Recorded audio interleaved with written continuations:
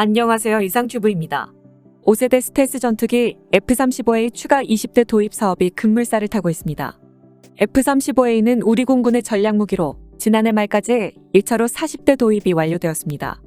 29일에 국민의힘 소속 강대식 의원과 공군 등에 따르면 이달 9일에 방위사업추진위원회 방위사업기획관리분과위원회는 차세대 전투기 2차 사업의 사업추진기본전략안을 심의 의결했습니다.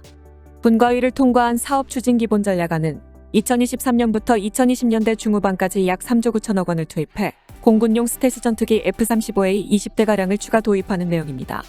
다음 달 방추위에서 도입 방안이 확정되면 2020년대 중후반에 20대가량이 추가로 도입될 것으로 예상되고 있습니다. FX 2차 사업은 선제 타격 개념까지 포함한 북한의 핵미사일 위협에 대응하는 킬체인의 핵심 타격 전력인 고성능 전투기를 추가로 도입하는 사업을 말합니다. 당초 2018년에서 2019년에 사업 선행 연구와 사업 소요 검증 등을 거쳤으나 2020년에 해군의 경항모 건조와 경항모 탑재용 전투기 기종으로 수직이 착륙기인 F-35B급 전투기 사업을 우선 추진한다는 이유로 미뤄졌습니다. 공군은 전투기 노후화와 주변국의 5세대 전투기 전력화 진전 등을 고려할 때 스텔스 전력 강화의 필요성을 제기하고 있습니다. 특히 올해 1월에 도입한 지 36년이 된 F-파이트의 전투기가 추락해 조종사가 순직하는 사고가 발생했으며 이에 따라 노후 전투기 도태 문제와 공군 전력 공백 가능성이 부각됐습니다.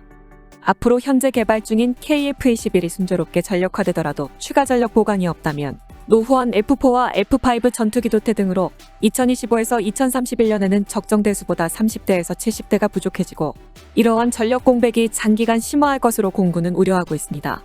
군은 올해 3월에 이러한 배경과 FX 2차 사업의 정상 추진 필요성을 대통령직 인수위원회에 보고했으며 약 석 달 만에 방추위 분과위에서 F-35A 사업 추진이 잠정 결정된 것입니다.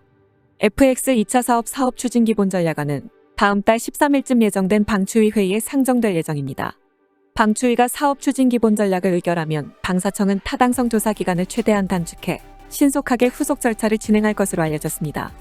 하지만 방사청은 사업 추진 여부는 방추위 본회의에서 심의를 거쳐 결정되므로 본과위의 의결만으로 재추진 여부를 예단할 수 없다고 말했습니다. 국민의힘 강대식 의원은 북한의 7차 핵실험 준비 및 탄도미사일의 고도화와 전방부대 전력 증강 등 북한의 도발이 날로 증대하는 가운데 킬체인의 핵심 전력인 FX 2차 사업을 추진하는 것은 매우 적절하다고 평가한다며 2020년대 중반에 공군의 전력 공백이 우려되는 만큼 FX 2차 사업 적기 전력화로 대북 억제력을 높일 필요가 있다고 말했습니다. 하지만 벌써부터 FX 2차 사업에 대한 우려의 목소리가 나오고 있습니다. 첨단 스텔스 전투기 F-35A 추가 20대 도입 사업이 추진되면서 미 군수업체인 로키드 마틴의 또 뒤통수를 맞는 것이 아니냐는 우려가 나오고 있는 것입니다. 지난 1차 도입 때 로키드 마틴이 한국의 군통신 위성 개발을 지원하기로 했지만 일방적으로 계약을 파기했다는 의혹이 끊이지 않기 때문입니다.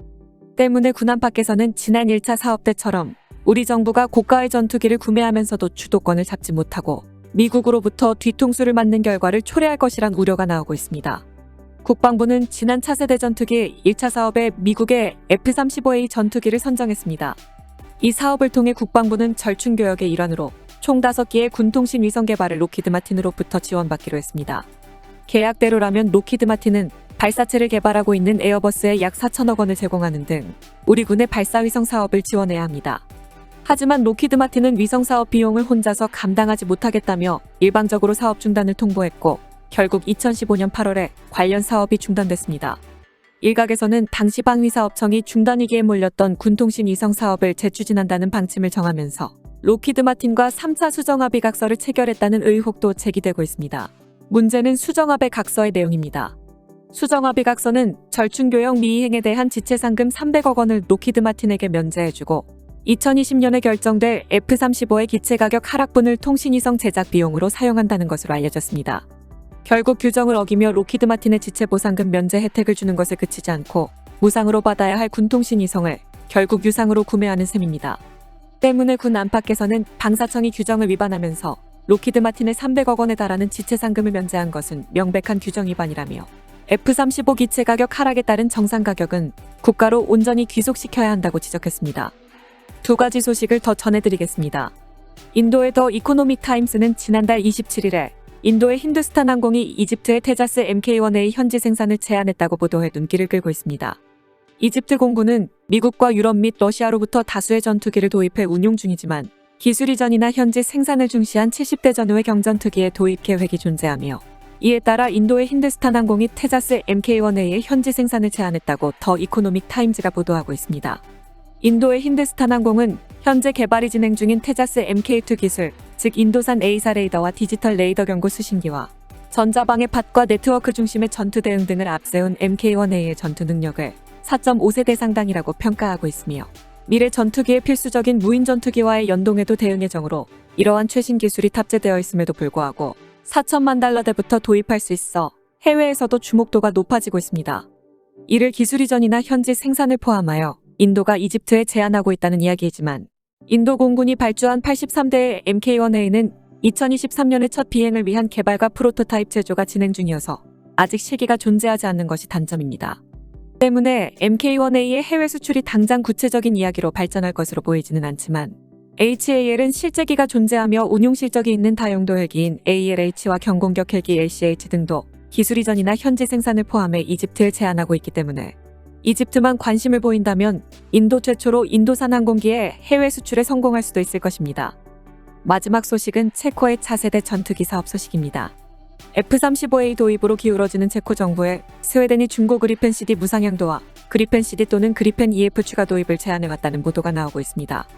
체코 정부는 미그 29의 후계기로 그리펜 CD 24대 도입을 2001년에 결정했으나 그리펜 전투기의 선정 과정에서 부패 혐의가 불거져 체코 의회가 체코 정부의 그리펜 전투기 도입 결정 승인을 거부했습니다.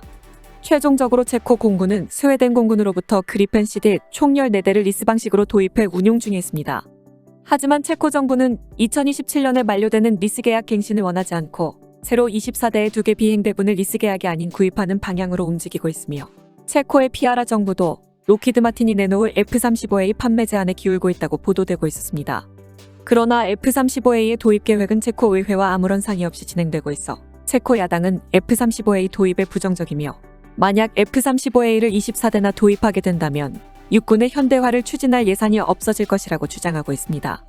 현지 평가는 체코 의회가 맞다는 주장과 조달 비용은 비싸더라도 F-35A는 2070년경까지 운용되고 업그레이드가 계속되어 F-35A는 틀림없이 유럽의 표준 전투기가 될 것이라는 주장이 나오고 있습니다.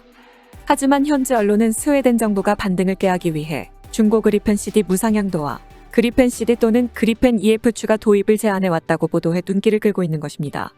다만 나토 정상회의에 참석했던 야나 체르노호버 체코 국방장관은 그런 제안은 마드리드에서 열린 스웨덴과의 정상회담에서도 화제가 되지 않았다며 처음 듣는 내용이라 코멘트할 수 없다고 말해 정말로 스웨덴 측이 이 같은 내용을 제안해왔는지는 확인되지 않고 있습니다.